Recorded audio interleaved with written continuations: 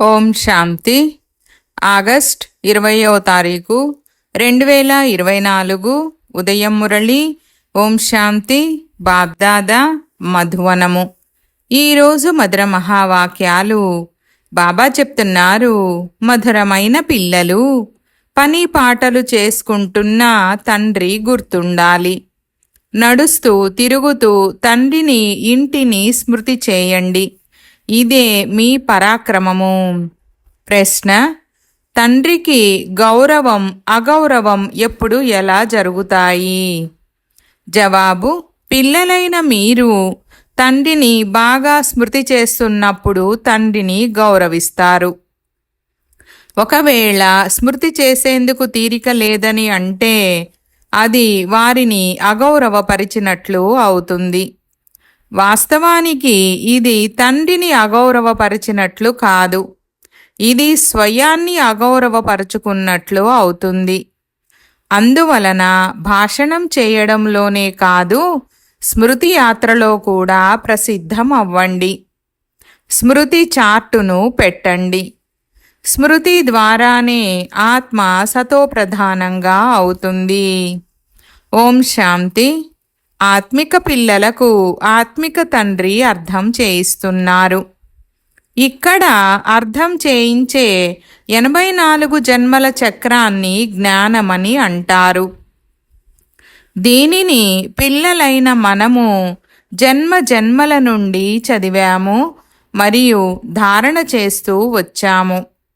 ఇది చాలా సహజమైనది, ఇది కొత్తదేమీ కాదు. సత్యయుగము నుండి కలియుగము చివరి వరకు మీరెన్ని పునర్జన్మలను తీసుకున్నారో తండ్రి కూర్చొని అర్థం చేయిస్తున్నారు. ఈ జ్ఞానము చాలా సహజంగా బుద్ధిలో ఉండనే ఉంది. ఇది కూడా ఒక విధమైన చదువే. రచన ఆది మధ్యాంతాలను అర్థం చేసుకోవాలి. దీనిని తండ్రి తప్ప మరెవ్వరూ అర్థం చేయించలేరు. తండ్రి చెప్తున్నారు, ఈ జ్ఞానము కంటే ఉన్నతమైనది స్మృతి యాత్ర. దానిని యోగమని అంటారు. యోగమను పదము ప్రసిద్ధి చెందినది, కానీ ఇది స్మృతి యాత్ర. మానవులు యాత్రకు వెళ్తూ ఉంటే మేము ఫలానా తీర్థయాత్రకు వెళ్తున్నామని చెప్తారు. శ్రీనాథ లేక అమర్నాథ్కు వెళ్తే అది గుర్తుంటుంది. ఇప్పుడు ఆత్మిక తండ్రి నన్నొక్కరినే స్మృతి చేయండని చాలా పొడవైన యాత్రను నేర్పిస్తున్నారని మీకు తెలుసు. ఆ యాత్రల నుండి మళ్ళీ తిరిగి వస్తారు. ఇది ముక్తిధామానికి వెళ్ళి అక్కడ నివసించే యాత్ర. భలే పాత్ర చేసేందుకు మళ్ళీ రావాలి, కానీ ఈ పాత ప్రపంచంలోకి రారు. ఈ పాత ప్రపంచముపై మీకు వైరాగ్యం కలిగింది. ఇది చీచీ రావణ రాజ్యం. కనుక ముఖ్యమైనది స్మృతి యాత్ర.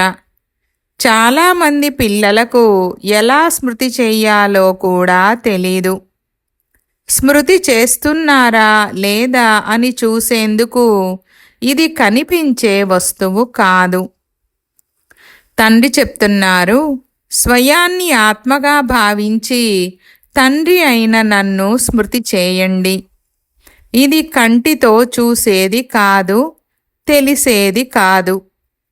ఆ స్థితిలో స్మృతియాత్రలో ఎంతమాత్రము స్థిరంగా ఉంటారో అది స్వయానికే తెలియాలి. యుక్తినైతే చాలామందికి తెలుపుతారు. కళ్యాణకారి తండ్రి తెలిపిస్తున్నారు, స్వయాన్ని ఆత్మగా భావించి శివబాబాను స్మృతి చేయండి. భలే తమ సేవను కూడా చేసుకుంటూ ఉండండి. కాపలా ఉన్న పిల్లలకు ఇటు అటు తిరుగుతూ తండ్రిని స్మృతి చేయడం చాలా సహజం.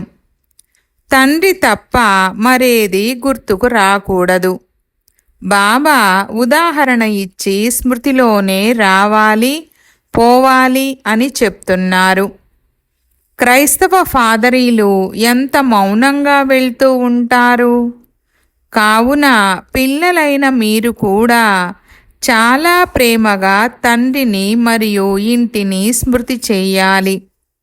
ఇది చాలా గొప్ప గమ్యము. భక్తులు కూడా ఇదే పురుషార్థము చేస్తూ ఉంటారు. కానీ మనము తిరిగి వెళ్ళాలని వారికి తెలియదు. కలియుగము పూర్తయినప్పుడు వెళ్తామని భావిస్తారు. వారికి ఇలా నేర్పించేవారు ఎవ్వరూ లేరు. పిల్లలైన మీకైతే నేర్పించబడుతుంది. కాపలా ఉన్న వారికైతే ఏకాంతంగా తండ్రిని ఎంతగా స్మృతి చేస్తే అంత మంచిది. స్మృతి ద్వారా పాపం సమాప్తం అవుతుంది. జన్మ జన్మాంతరాల పాప భారము తలపై ఉంది. ఎవరైతే ముందు సతోప్రధానంగా అవుతారో వారు రామరాజ్యంలో కూడా ముందే వెళ్తారు. కావున వారు అన్నిటికంటే ఎక్కువగా స్మృతి యాత్రను చేస్తూ ఉండాలి. ఇది కల్పకల్పము జరిగే విషయము. ఇతనికైతే స్మృతి యాత్రలో ఉండేందుకు మంచి అవకాశం ఉంది. ఇక్కడైతే కొట్లాడే జగడాలాడే విషయమేదీ లేదు. వస్తూ పోతూ లేక కూర్చొని ఉన్నా ఒకేసారి 2 కార్యాలను చేయవచ్చు. కాపలాగానూ ఉండండి, తండ్రిని స్మృతి కూడా చేయండి. కర్మలను చేస్తూ తండ్రిని స్మృతి చేస్తూ ఉండండి. కాపలా ఉన్నవారికైతే అందరికంటే ఎక్కువ లాభముంది.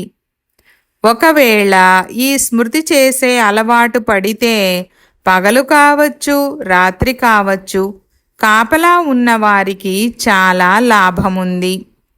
కాపలా కాస్తూ స్మృతి యాత్రలో ఉండే ఈ మంచి సేవను తండ్రి ఇచ్చారు.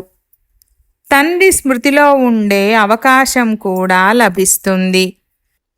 ఈ విధంగా స్మృతి యాత్ర చేసేందుకు పలు విధాల యుక్తులను తెలిపిస్తారు. మీరు ఇక్కడ స్మృతి చేసినంతగా బయటి పనులు చేసేటప్పుడు స్మృతి చెయ్యలేరు. అందువలన రిఫ్రెష్ అయ్యేందుకు మధువనానికి వస్తారు. ఏకాంతంగా కొండపైకి వెళ్ళి కూర్చొని స్మృతి యాత్రలో ఉండండి. ఒకరు వెళ్ళండి, లేక 2-3 వెళ్ళండి. ఇక్కడ చాలా మంచి అవకాశముంది. తండ్రిని స్మృతి చేయడమే ముఖ్యమైనది. భారతదేశంలోని ప్రాచీన యోగము కూడా చాలా ప్రసిద్ధి చెందినది. స్మృతి యాత్ర ద్వారా పాపం సమాప్తమవుతుందని మీరిప్పుడు అర్థం చేసుకున్నారు. మనము సతోప్రధానంగా తయారవుతాము. కావున ఇందులో చాలా బాగా పురుషార్థము చేయాలి. పని చేస్తూ తండ్రిని స్మృతి చేసి చూపించండి. ఇందులోనే మీ పరాక్రమము కనిపిస్తుంది. మీరు ప్రవృత్తి మార్గంలో ఉన్నందున పనులేమో చేయాల్సిందే. గృహస్థ వ్యవహారంలో ఉంటూ వృత్తి వ్యాపారాదులు చేస్తూ బుద్ధి ద్వారా తండ్రిని స్మృతి చేయండి. ఇందులో మీకు చాలా చాలా సంపాదన ఉంది. భలే చాలామంది పిల్లల బుద్ధిలో ఇప్పుడు ఉండకపోవచ్చు. తండ్రి చార్టును పెట్టమని చెప్తూనే ఉంటారు. కానీ చాలా కొద్ది మందే రాస్తారు. తండ్రి చాలా యుక్తులను తెలుపుతూ ఉంటారు. బాబా వద్దకు వెళ్ళాలని పిల్లలు కోరుకుంటారు. ఇక్కడ చాలా సంపాదించవచ్చు. ఏకాంతం చాలా బాగుంటుంది. తండ్రి సన్ముఖంలో వచ్చి కూర్చొని అర్థం చేయిస్తున్నారు. నన్ను స్మృతి చేస్తే పాపం సమాప్తమవుతుంది. ఎందుకంటే జన్మ జన్మల పాపం తలపై ఉంది. వికారాల గురించి ఎంత కొట్లాడతారు? విఘ్నాలు వస్తాయి. బాబా మమ్మల్ని పవిత్రంగా ఉండనివ్వడం లేదని చెప్తారు. తండ్రి చెప్తున్నారు, పిల్లలు, మీరు స్మృతి యాత్రలో ఉంటూ జన్మ జన్మల నుండి తలపై ఉన్న పాపభారాన్ని తొలగించుకోండి. ఇంట్లో ఉంటూ శివబాబాను స్మృతి చేస్తూ ఉండండి. ఎక్కడ కూర్చొని ఉన్నా స్మృతి చేయవచ్చు. ఎక్కడ ఉన్నా ఈ అభ్యాసం చెయ్యాలి. ఎవరు వచ్చినా వారికి కూడా ఈ సందేశాన్ని ఇవ్వండి. తండ్రి చెప్తున్నారు, స్వయాన్ని ఆత్మగా భావించి తండ్రిని స్మృతి చేయండి. దీనినే యోగ బలమని అంటారు. బలము అనగా శక్తి. తండ్రిని సర్వశక్తివంతుడని అంటారు కదా. అయితే తండ్రి ద్వారా ఆ శక్తి ఎలా లభిస్తుంది? తండ్రే స్వయంగా నన్ను స్మృతి చేయండని చెప్తున్నారు. మీరు కిందకు దిగుతూ దిగుతూ తమో ప్రధానమైపోయారు. కావున శక్తి పూర్తిగా సమాప్తమైపోయింది. కొద్దిగా కూడా శక్తి లేదు. మీలో కూడా కొంతమంది ఇతరులకు బాగా అర్థం చేయిస్తూ తండ్రిని స్మృతి చేస్తూ ఉంటారు. నా చార్టు ఎలా ఉందో తమకు తామే ప్రశ్నించుకోండి. స్మృతి యాత్ర ముఖ్యమైనదని తండ్రి పిల్లలందరికీ చెప్తారు. స్మృతి ద్వారానే మీ పాపాలు తొలగిపోతాయి. భలే అప్రమత్తం చేయువారు ఎవ్వరూ లేకున్నా తండ్రిని స్మృతి చేయగలరు కదా. భలే విదేశాలలో ఒంటరిగా ఉన్న స్మృతి చేయగలరు. వివాహితులైన వారు స్త్రీ మరొక చోట ఉంటే వారికి తండ్రిని స్మృతి చేస్తే జన్మ జన్మల పాపం భస్మమవుతుందని మీరు రాయండి. వినాశనం సమీపంగా ఎదురుగా నిల్చొని ఉంది. తండ్రి చాలా మంచిగా యుక్తులను తెలియజేస్తూ ఉంటారు. కొందరు చేస్తారు, కొందరు చెయ్యరు. అది వారిష్టం. తండ్రి చాలా మంచి సలహాలనిస్తారని పిల్లలు కూడా అర్థం చేసుకొని ఉంటారు. బంధుమిత్రులు మొదలైన వారు ఎవరు లభించినా అందరికీ సందేశం ఇవ్వడమే మనందరి కర్తవ్యం. స్నేహితులైనా లేక ఎవరైనా సర్వీస్ చేయాలని ఆసక్తి ఉండాలి. మీ వద్ద చిత్రాలు కూడా ఉన్నాయి, బ్యాడ్జ్ కూడా ఉంది. ఇది చాలా మంచి వస్తువు. ఈ బ్యాడ్జ్ ఎవరినైనా లక్ష్మీనారాయణులుగా తయారు చేయగలదు. త్రిమూర్తి చిత్రముపై బాగా అర్థం చేయించాలి. త్రిమూర్తులపై శివుడు ఉన్నారు. వారు త్రిమూర్తి చిత్రమును తయారు చేస్తారు. కానీ వారిపై శివుణ్ణి చూపించరు. శివుణ్ణి గురించి తెలియనందున భారతదేశ నావ మునిగి ఉంది. ఇప్పుడు శివబాబా ద్వారానే భారతదేశ నావ తీరానికి చేరుతుంది. పతిత పావన వచ్చి పతితులైన మమ్మల్ని పావనంగా చేయమని వేడుకుంటారు. మళ్ళీ సర్వవ్యాపి అని అనేస్తారు. ఎంత సూక్ష్మమైన తప్పు జరిగింది! ఎలా ఉపన్యసించాలో తండ్రి కూర్చొని అర్థం చేయిస్తారు. తండ్రి కూడా ఆదేశాలనిస్తూ ఉంటారు. ఇలాంటి మ్యూజియంను తెరిచి సర్వీస్ చేస్తే చాలామంది వస్తారు. పెద్ద పెద్ద పట్టణాలలో సర్కస్ కూడా తెరుస్తారు కదా. వారి వద్ద ఎంత సామగ్రి ఉంటుంది! ప్రజలు పల్లె పల్లెల నుండి చూసేందుకు వస్తారు. అందువలన బాబా చెప్తున్నారు, మీరు కూడా అందమైన మ్యూజియంను తెరవండి. అది చూసి సంతోషించి ఇతరులకు కూడా వినిపించాలి. కల్పక్రితము జరిగిన విధంగానే సర్వీసు జరుగుతుందని కూడా తెలియజేస్తున్నారు. కానీ సతోప్రధానంగా అవ్వాలనే తపన చాలా ఉండాలి. ఇందులోనే పిల్లలు పొరపాటు చేస్తారు. ఈ స్మృతి యాత్రలోనే మాయ విఘ్నాలను వేస్తూ ఉంటుంది. ఇంత ఆసక్తి నాకుందా, కష్టపడుతున్నానా అని మీ మనస్సును మీరే ప్రశ్నించుకోండి. జ్ఞానమైతే చాలా సహజము. 84 జన్మల చక్రాన్ని తండ్రి తప్ప మరెవ్వరూ అర్థం చేయించలేరు. స్మృతి యాత్ర ముఖ్యమైనది. చివరి సమయంలో తండ్రి తప్ప మరెవ్వరూ గుర్తు రాకూడదు. ఆదేశాలనైతే తండ్రి పూర్తిగా ఇస్తూనే ఉంటారు. స్మృతి చేయడం ముఖ్యమైన విషయం. మీరు ఎవరికైనా అర్థం చేయించగలరు. ఎవరు వచ్చినా కేవలం బ్యాడ్జి చూపించి అర్థం చేయించండి. అర్ధసహితంగా ఉన్న ఇలాంటి మెడల్ ఎవరి వద్ద ఉండదు. మిలిటరీలో ఉన్నవారు కర్తవ్యాన్ని బాగా చేస్తే వారికి మెడల్ లభిస్తుంది. రాయ్ సాహెబ్ మెడల్ను చూసి వీరికి వైస్రాయ్ ద్వారా బిరుదు లభించిందని అందరూ దానిని చూస్తారు. ఇంతకు ముందు వైస్రాయ్ ఉండేవారు. ఇప్పుడైతే వారికి ఎటువంటి అధికారం లేదు. ఇప్పుడైతే ఎన్నో ప్రకారాల కొట్లాటలు జరుగుతున్నాయి. మానవుల జనసంఖ్య చాలా పెరిగిపోయింది. కావున వారికి పట్టణాలలో భూమి కావాలి. బాబా ఇప్పుడు స్వర్గస్థాపన చేస్తున్నారు. వీరంతా సమాప్తమై చాలా కొద్ది మంది మాత్రమే మిగిలి ఉంటారు. భూమి లెక్కలేనంత ఉంటుంది. అక్కడైతే అంతా కొత్తదిగా ఉంటుంది. ఆ కొత్త ప్రపంచంలోకి వెళ్ళేందుకు పురుషార్థము బాగా చేయాలి. ఉన్నత పదవిని పొందేందుకు ప్రతి మనిషి చాలా పురుషార్థము చేస్తాడు. పూర్తిగా పురుషార్థం చేయని వారు పాస్ అవ్వలేమని భావిస్తారు.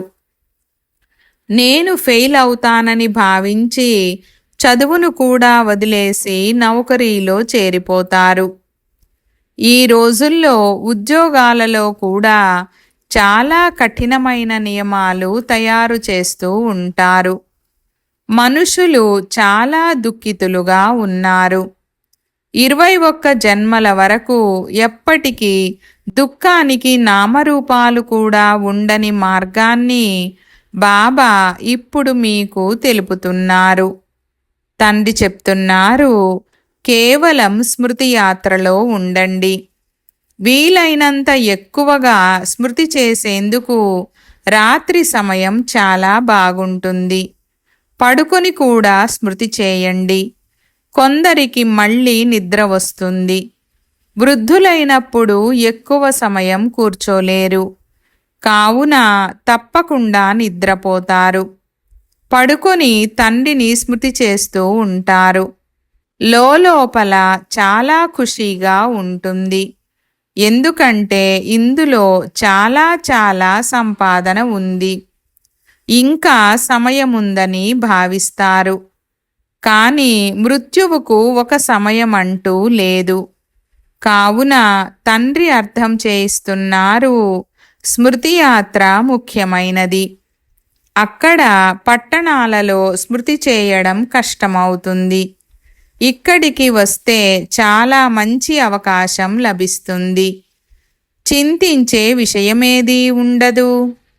అందువలన ఇక్కడ చార్టును పెంచుకుంటూ ఉండండి. దీని ద్వారా మీలో గుణాలు కూడా బాగుపడుతూ ఉంటాయి.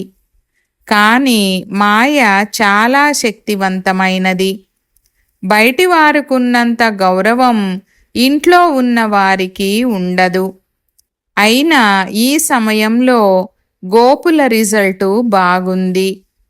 వివాహం చేసుకోమని చాలా ఇబ్బంది పెడుతున్నారు, ఏం చేసేది అని చాలామంది కుమారీలు రాస్తారు. శక్తివంతమైన తెలివైన కుమారీలు ఎప్పటికీ ఇలా రాయరు. ఒకవేళ రాస్తే వారు మేకలు, గొర్రెలని బాబా భావిస్తారు. మీ జీవితాన్ని రక్షించుకోవడం మీ చేతుల్లోనే ఉంది. ఈ ప్రపంచంలో అనేక రకాలైన దుఃఖముంది. బాబా ఇప్పుడు చాలా సహజంగా తెలుపుతున్నారు. పిల్లలైన మీరు గొప్ప భాగ్యశాలురు. ఎందుకంటే మీరు గొప్ప తండ్రికి పిల్లలుగా అయినారు. తండ్రి ఎంత శ్రేష్టంగా తయారు చేస్తారు. అటువంటి తండ్రిని ఎంతగానో నిందిస్తూ వచ్చారు. అది కూడా చాలా చెడు నిందలు. చెప్పనలవి కానంత తమోప్రధానంగా అయిపోయారు. ఇంతకంటే ఎక్కువగా ఇంకెవరు సహిస్తారు? చెప్తూ ఉంటారు కదా, ఎక్కువగా సతాయిస్తే చంపేస్తానంటారు కదా. ఇక్కడైతే తండ్రి వచ్చి అర్థం చేయిస్తున్నారు. శాస్త్రాలలో అయితే అనేక కథలను రాసేశారు. బాబా చాలా సహజమైన యుక్తులను తెలుపుతున్నారు. కర్మలను చేస్తూ స్మృతి చేయండి. ఇందులో చాలా చాలా లాభముంది. ఉదయమే లేచి వచ్చి స్మృతిలో కూర్చోండి. చాలా మజాగా ఉంటుంది. కానీ అంత ఆసక్తి లేదు. విద్యార్థుల ప్రవర్తనను బట్టి వీరు ఫెయిల్ అవుతారని ఉపాధ్యాయులు అర్థం చేసుకుంటారు. తండ్రికి కూడా వీరు ఫెయిల్ అవుతారని అర్థమవుతుంది. అది కూడా కల్పకల్పము ఫెయిల్ అవుతారు. ఉపన్యాసం చేయడంలో అయితే చాలా తెలివిగా ఉన్నారు. ప్రదర్శనలో కూడా చాలా బాగా అర్థం చేయిస్తారు. కానీ స్మృతి చేయరు. ఈ విషయంలో ఫెయిల్ అవుతారు. ఇది కూడా అగౌరవపరిచినట్లు అవుతుంది. తమకు తామే అగౌరవపరుచుకుంటారు. శివబాబాకైతే అగౌరవం జరగదు. స్మృతి చేసేందుకు మాకు తీరికే లేదని ఎవ్వరూ చెప్పలేరు. బాబా అంగీకరించరు. స్నానం చేయునప్పుడు కూడా స్మృతి చేయవచ్చు. భోజనం చేయునప్పుడు తండ్రిని స్మృతి చేయండి. ఇందులో చాలా చాలా సంపాదన ఉంది. కొంతమంది పిల్లలు కేవలం ఉపన్యసించడంలో ప్రసిద్ధి చెంది ఉన్నారు. యోగము చేయరు. అహంకారం కూడా కిందకు పడేస్తుంది. మంచిది. मीठे मीठे सिकीलधे बच्चों प्रति मात पिता बाप दादा का याद प्यार और गुड मॉर्निंग। रूहानी बाप की रूहानी बच्चों को नमस्ते।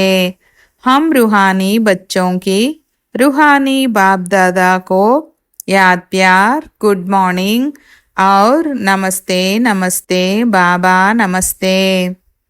धारण కొరకు ముఖ్య సారము 1వ పాయింట్. సర్వశక్తివంతుడైన తండ్రి ద్వారా శక్తిని తీసుకునేందుకు స్మృతి చార్టును పెంచుకోవాలి. స్మృతి చేసేందుకు పలు రకాల ఉపాయాలను రచించాలి. ఏకాంతంగా కూర్చొని విశేషంగా సంపాదనను జమ చేసుకోవాలి. 2వ పాయింట్. సతో ప్రధానంగా అవ్వాలనే తపన ఉండాలి. పొరపాట్లను చేయరాదు. అజాగ్రత్తగా ఉండరాదు. అహంకారం ఉండరాదు. సర్వీస్ చెయ్యాలనే ఆసక్తి కూడా ఉండాలి. దీంతో పాటు స్మృతి యాత్రను కూడా చేస్తూ ఉండాలి. వరదానము. అంతా తండ్రికి సమర్పణ చేసి కమల పుష్ప సమానంగా అతీతంగా ప్రియంగా ఉండే డబల్ లైట్ భవ. వివరణ. తండ్రికి చెందిన వారిగా అవ్వడమనగా బరువంతా తండ్రికి ఇచ్చేయడం. డబల్ లైట్ అంటే అంతా తండ్రికి సమర్పణ చేయడం. ఈ శరీరం కూడా నాది కాదు కనుక శరీరమే నాది కానప్పుడు ఇక నాదంటూ ఏముంది? శరీరము కూడా నీదే, మనసు కూడా నీదే, ధనము కూడా నీదే అని మీరందరూ ప్రతిజ్ఞ చేశారు. అంతా నీదే అని అన్నప్పుడు ఇక బరువు దేని గురించి? అందువలన కమల పుష్పము యొక్క ఉదాహరణాన్ని స్మృతిలో ఉంచుకొని సదా న్యారా ప్యారాగా ఉండే డబల్ లైట్, న్యారా ప్యారాగా ఉంటే డబల్ లైట్గా అయిపోతారు. స్లోగన్: ఆత్మీయతతో ఆవేశాన్ని సమాప్తం చేసి శరీరం యొక్క స్మృతి నుండి స్వయాన్ని కరిగించుకునేవారే సత్యమైన పాండవులు. ఓం శాంతి.